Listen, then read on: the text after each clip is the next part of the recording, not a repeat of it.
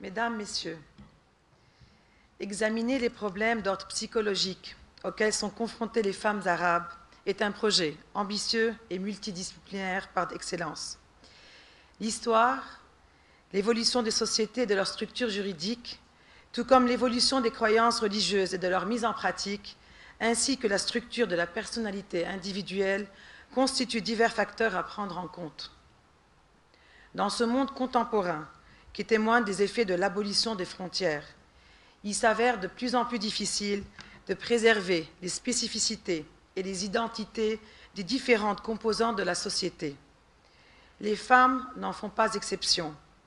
Dans nos régions, elles sont confrontées au problème majeur de la non-reconnaissance de leur statut de citoyenne à part entière.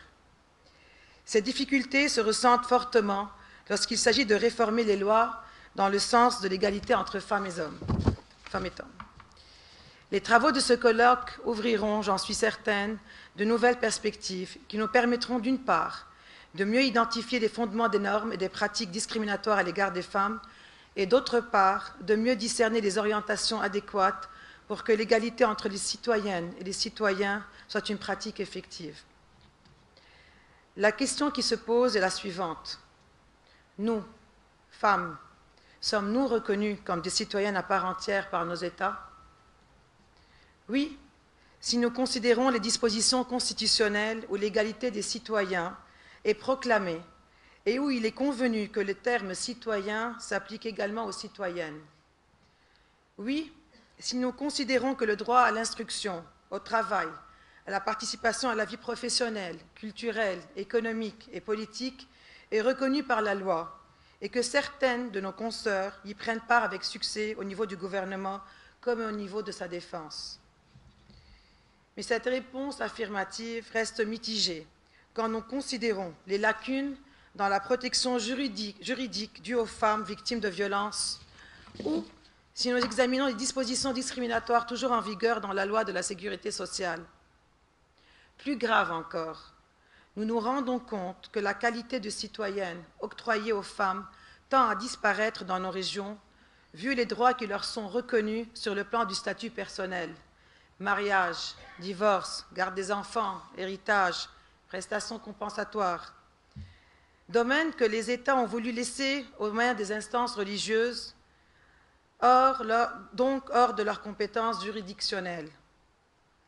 Pire, certains de nos États, dont l'État libanais, n'a pas encore reconnu le droit de la femme à transmettre sa nationalité à ses enfants. Dans ce contexte, la Commission nationale de la femme libanaise fait tous les efforts visant à relever le défi qui représente la persistance des dispositions légales discriminatoires et des lacunes dans les mesures de protection dues aux femmes. Nous citons ici comme exemple nos actions visant à la réforme de la loi sur la violence domestique, à l'adoption d'un âge minimum pour le mariage, 18 ans, à la pénalisation du harcèlement sexuel et des relations sexuelles contractées avec une mineure âgée de 15 à 18 ans, et à l'extension aux femmes de tous les droits et bénéfices prévus pour les hommes dans le cadre de la loi de la sécurité sociale. Ces efforts ne se font pas sans entrave. En fait, les discussions que nous avons tenues avec des personnalités politiques influentes pour améliorer la situation juridique de la femme se sont heurtées à des arguments d'ordre politique plutôt que de convictions personnelles.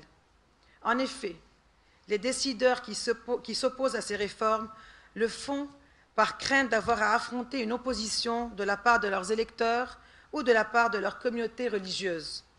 Cette opposition est le plus souvent fondée sur des considérations traditionnelles ou religieuses, sur des stéréotypes concernant les rôles que les femmes sont censées occuper dans la société. Mais ces représentations sociales, héritées d'un contexte historique, économique, politique et culturel, ne correspondent plus à la réalité d'aujourd'hui.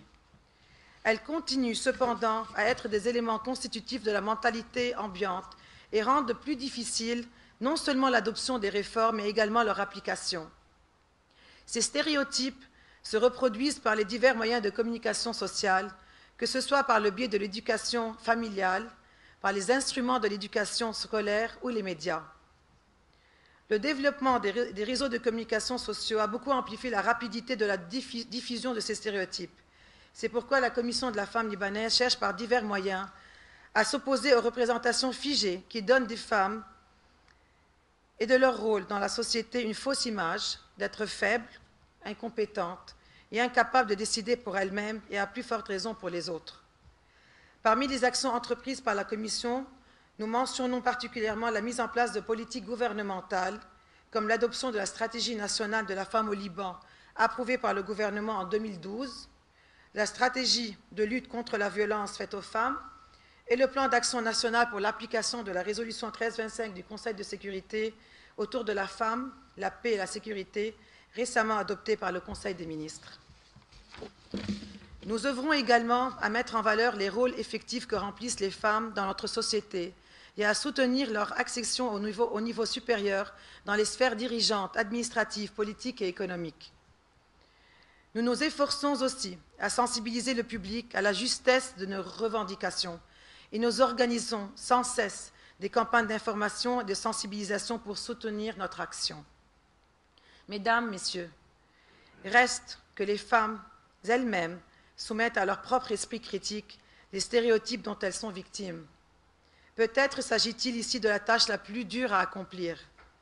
Finalement, je ne peux m'empêcher de réitérer que des lois justes qui consacrent l'égalité, un état de droit qui veille à l'application de ces lois, et une pensée affranchie des préjudices et des idées préconçues sont des conditions essentielles pour le progrès de la cause des femmes dans nos sociétés.